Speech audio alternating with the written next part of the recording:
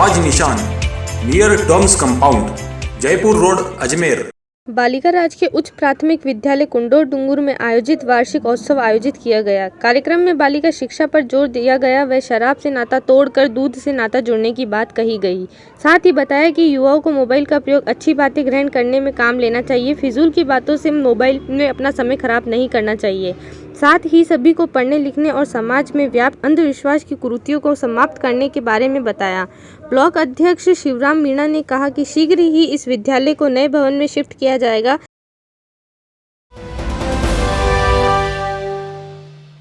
Corona संक्रमण के चलते लॉकडाउन के दौर वहीं अनलॉक में गांव में काम देने की योजना मजदूरों के लिए वरदान बन गई है।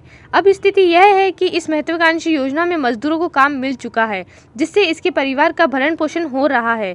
जिले की सभी ग्राम पंचायतों में मनरेगा का काम चल रहा है, जिसमें बड़ी संख्या में मनरेगा जॉब कार्ड धारण करके काम में लगे हैं, जिसकी मजदूरी भी मिल रही है। मजदूरों ने यह भी सरकार से मांग की है कि इस योजना के तहत 100 दिन का रोजगार मिल रहा है, उन दिनों को अधिक बढ़ाते हुए 150 दिन का रोजगार दिया जाए। धारा थोड़ा ज्यादा नौको हो धारो थी मोरा पूरू नहीं पड़तू। कोई विधवा है, कोई गरीब है, कोई धंधेदारी है, तो धारो थी कावे हो धारा पूरा वे तो घरे मिली क्या आपरा धारा पूरा हुआ। अंतिम मन रोजगार मले, मोरे काम काज अच्छो हाले, मन लॉकडाउन में मन मजूरी मिली है। एरो हमेशा हलवो जोजे मोरे हमेशा नरिंगा ने भी हो दारा मोरे लगाना है जो मोरे मजूरी हाली जाई। मैं मजूरी में कम कर रिया, मोरे पेमेंट पूरा दे दिए सा तो मोरे मजूरी में विधवा औरत मोरे मजूरी चालू रखी।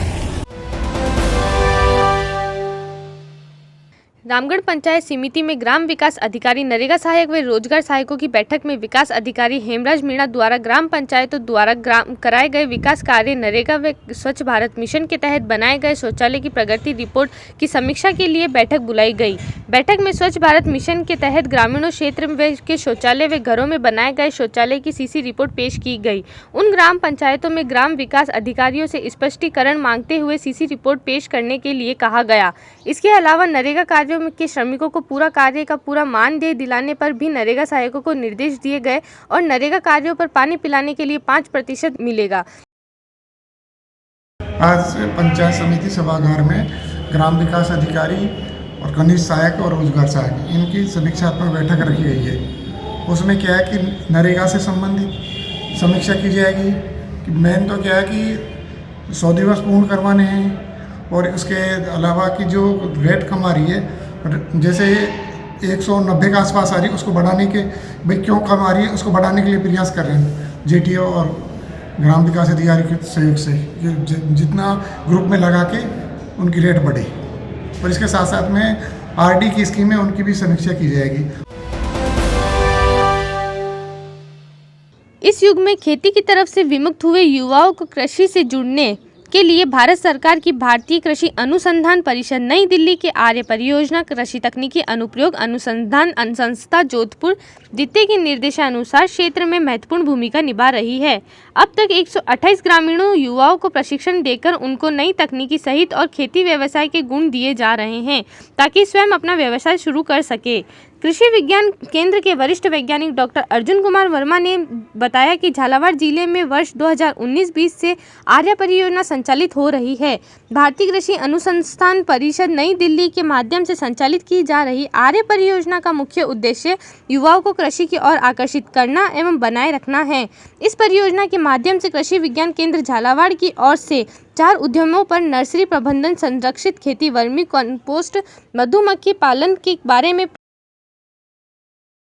जो निरीक्षण और मॉनिटरिंग के लिए जो अटारी जोधपुर से श्री घनश्याम वर्मा वरिष्ठ अनुसंधान अध्येता यहाँ पे आए और उसके बाद हम जो उद्यमी हमारे यहाँ पर 25 उद्यमी अभी तक तैयार हो चुके हैं। टोटल 128 युवाओं को हमने प्रशिक्षित किया है और उनके वहाँ पर जाकर के हमने देखा क्या काम कर रहे हैं, किस तरह से कर रहे हैं। अब वो अपना खुद का स्वयं का पैसा लगा के उन्होंने काम शुरू किया है और अब इससे जो परियोजना का मुख्य उद्देश्य है कि हाँ, पहले किसी को कुछ नहीं देना। जो युवा एक कदम आगे बढ़ाएगा उस एक कदम बढ़ाने के बाद में हम उनको जो भी उसके अंदर किसी भी संस्था ढांचागत में या और किसी माध्यम से जो भी उनको सहायता होगी वो सहायता अब इसके अंदर दी जाएगी। नवनिर्वाचित पार्षद रमेश सोनी ने कहा कि विकास कार्यों में कोई कमी नहीं रहेगी। क्षेत्र के लोगों की अपेक्षाओं को पूरा किया जाएगा। जनता से सीधा संवाद रखकर समस्याओं का निराकार को प्राथमिकता दी जाएगी। पार्षद सोनी मंगलवार को वैशाली नगर के सेक्टर 3 में आयोजित अभिनंदन समारोह में बोल रहे थे। उन्होंने कहा कि वैशाली नगर के तीनों सेक्टरों के प्रमुख स्थानों पर सीसीटीवी कैमरे लगाए जाएंगे। बच्चों के लिए अलग से खेल मैदान बनाने का प्रयास रहेगा। सेक्टर 3 विकास समिति के अध्यक्ष गजेंद्र पंचोली ने कहा कि पूर्व महापौर धर्मेंद्र गहलोत ने जो विकास कार्य कराए थे वह गति बनी रहे। वार्ड के लोगों की समस्याओं का निस्तार होता रहे, यही निर्वाचित पार्षद से अपेक्षा है। साथ ही सेक्टर 3 में स्थित प्रेम उद्यान में श्री कृष्ण गोपाल गर्ग, कपिल गर्ग की ओर से वाटर कूलर भेंट किया गया।